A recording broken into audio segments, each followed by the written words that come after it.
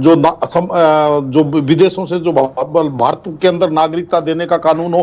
तो कहने का तात्पर्य यह है कि उसके बाद में 2 साल जो कोरोना काल के अंदर मेरे हिसाब से खराब हो गए, और जो काम इन्होंने, मेरे हिसाब से इनको काम करने का मौका मिला 3-3.5 साल, तो इसके अंदर इनका जो कैबिनेट है वो जो जिस तरीके से आपने कहा कि जो प्राइम पोर्टफोलियो है उनको अपने पास रख करके ही ये जो 2047 का विकसित भारत का लक्ष्य ये प्राप्त कर सकते हैं। बिल्कुल, और इसीलिए 100 दिन की जो कार्य योजना है वो पहले से ही समझा दी गई है तमाम जो संभावित मंत्रियों को लेकर के, और सीधी तस्वीरें इस वक्त आ रही हैं, वो भी हम बीच बीच में आपको दिखा रहे हैं।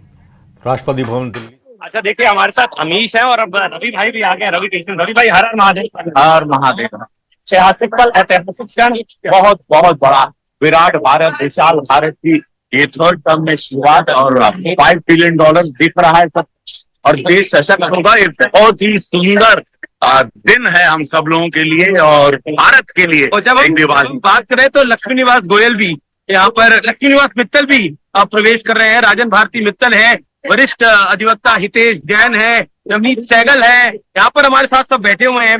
अब दिख रहे हैं इस समय स्क्रीन के ऊपर, आपको हम देख सकते हैं। लेकिन इंटरेस्टिंग यह है अमन की तीसरी बार मोदी सरकार, पंडित नेहरू के बाद इतना बड़ा इतिहास शायद किसी ने नहीं सोचा होगा। और मुझे लगता है कि आज इस देश के अंदर 60 साल बाद, आप देखिए 1962 और अब एक मतलब इतना बड़ा इतिहास बना है, और उस इतिहास के हम साक्षी बन रहे हैं।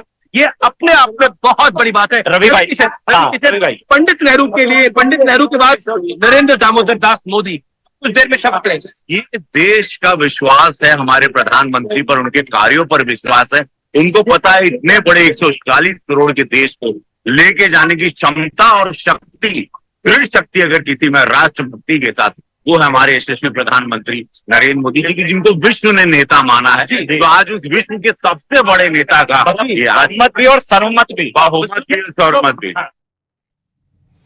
तो ये सीधी तस्वीरें भी आप टीवी स्क्रीन पर देख रहे हैं, ये साथ साथ हम दिखाते रहेंगे रविंद्र। लेकिन फिलहाल हमारे साथ में लक्ष्मीकांत पारिक जुड़ चुके हैं, भारतीय जनता पार्टी के प्रवक्ता। पारिक साहब, आपका भी बहुत स्वागत है, आपके पास आऊंगा। लेकिन पंकज शर्मा जो कि हमारे साथ लगातार बने हुए कांग्रेस पार्टी के प्रवक्ता, पंकज जी, ये एक ऐतिहासिक मौका एक बार फिर से देश के सामने कि पंडित नेहरू के बाद लगातार 3 बार प्रधानमंत्री बनने का सौभाग्य अगर किसी को मिल रहा है तो वो नरेंद्र मोदी को मिल रहा है।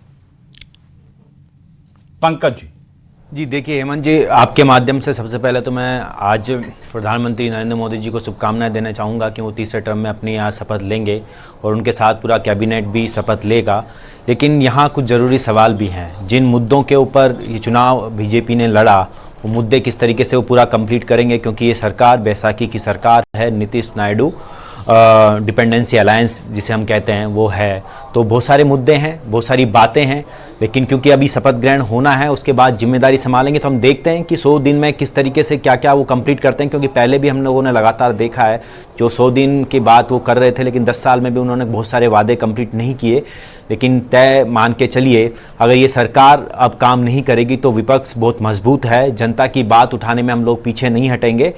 और किस तरीके से जो बोले किसानों के मुद्दों की बात हो, महिला सुरक्षा की बात हो, और जिस तरीके से और सारे मुद्दे हैं जिन पर चुनाव लड़ा गया है, वो अलग बात है कि बीजेपी ने विकास के मुद्दों पर चुनाव नहीं लड़ा, विकास के मुद्दों की बात नहीं की।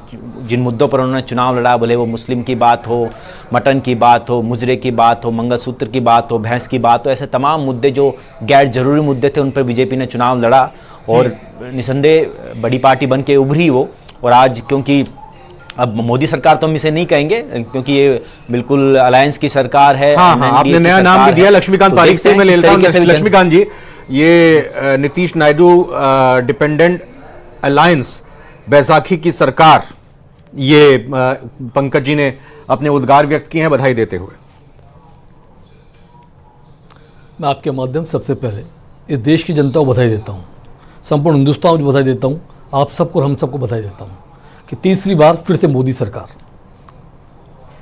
ये देश के अंदर दूसरी बार ये मौका हिंदुस्तान में किसी व्यक्ति को मिला है जो तीसरी बार फिर से प्रधानमंत्री बने जा रहे हैं।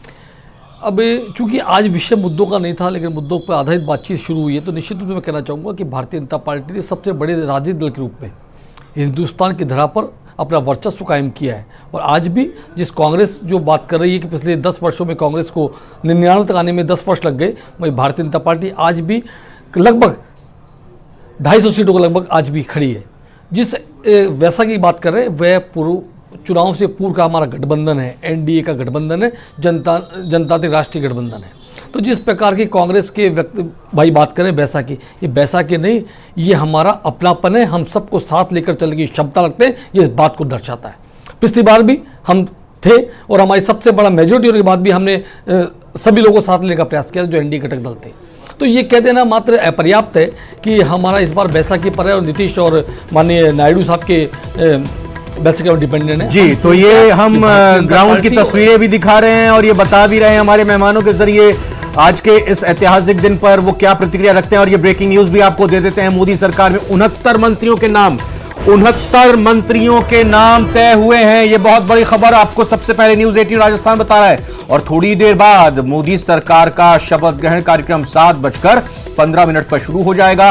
शपथ लेने वाले मंत्रियों का, मेहमानों का आने का सिलसिला लगातार जारी है और इसी सिलसिले के बीच ये खबर आई है कि 69 मंत्री शपथ ले सकते हैं। ये बहुत बड़ा आंकड़ा है रविंद्र, अगर देखा जाए तो पिछली बार के मुकाबले पहली ही दफा इतने सारे जंबो कैबिनेट या यूं कहें कि जंबो मंत्रिमंडल जो है वो शपथ लेने जा रहा है। और विपक्ष भले ही बैसाखी की सरकार कह रहा हो, लेकिन फिलहाल इस वक्त ये सबसे बड़ी खबर। और राष्ट्रपति भवन पहुंचने वाले मेहमानों में देश भर से मेहमानों को आमंत्रित किया गया। भारत के जो पड़ोसी राष्ट्र हैं उनके राष्ट्राध्यक्ष भी पहुंच रहे हैं। तो राष्ट्रपति मालदीव के राष्ट्रपति है मोहम्मद मोइजू और उनको भी न्योता भेजा गया। श्रीलंका के राष्ट्रपति रानिल विक्रमसिंघे यहाँ पर शामिल हो सकते हैं। सेशल्स के उपराष्ट्रपति हैं अहमद रफीक, वे भी शामिल हो सकते हैं। मॉरिशस के प्रधानमंत्री प्रविंद्र कुमार जगन्नाथ, बांग्लादेश के प्रधानमंत्री शेख हसीना पहुंची हुई हैं। नेपाल के प्रधानमंत्री हैं पुष्पकमल दहल प्रचंड, वे भी जो है शामिल होंगे। भूटान के प्रधानमंत्री शेरिंग तोब्गे इस समारोह के नियंत्रण को स्वीकार करने वाले वो शख्सियतें हैं जो भारत के पड़ोसी जो राष्ट्राध्यक्ष हैं वे इसमें शामिल हो सकते हैं। तो अपने आप में बहुत बातें हैं। बिल्कुल, मैं साथ ही साथ इसी ब्रेकिंग के जानकारी देते हुए मिथिलेश जैमिनी जी से रुक करते हुए 69 मंत्री हो सकते हैं शामिल, यानी कि एक फुल फ्लेज मंत्री परिषद। मतलब इसमें कोई अभी हम ये नहीं कह सकते कि बहुत जल्द ही फिर दूसरा मंत्रिमंडल विस्तार हो सकता है या क्या हो सकता है। वो तो खैर प्रधानमंत्री का प्रेरोगेटिव है, उनका विशेषाधिकार है कब वो करेंगे या नहीं करेंगे। लेकिन ये पूरी तरह से फुल फ्लेज दिखाई दे रहा है। मतलब 2-3 दिन के अंदर बीजेपी ने, एनडीए ने मिल बैठकर यह तय कर लिया कि हाँ ये मंत्री बनने जा रहे हैं, इस दल से बनने जा रहे हैं और फिर जाहिर तौर पर पोर्टफोलियो भी तय कर ही लिए होंगे जो जल्द सामने आ जाएगा। देखिए, निश्चित रूप से प्रधानमंत्री नरेंद्र मोदी ने अपने इरादे पहले ही साफ कर दिए थे कि परिणाम आने से पहले उन्होंने 100 दिन का रोड मैप लेकर और बैठकें शुरू कर दी थी। तो कहीं न कहीं वो तीसरे अपने रिजीम में कुछ ऐसा मैसेज देना चाहते हैं कि फर्स्ट डे से हमारी गाड़ी टॉप गियर में चलेगी। और टॉप गियर में चलने के लिए जो टॉप एमपीज हैं जो देश की सेवा करेंगे, उनको जो उनकी जिम्मेदारी है वो शिद्दत के साथ बांट दी जाए।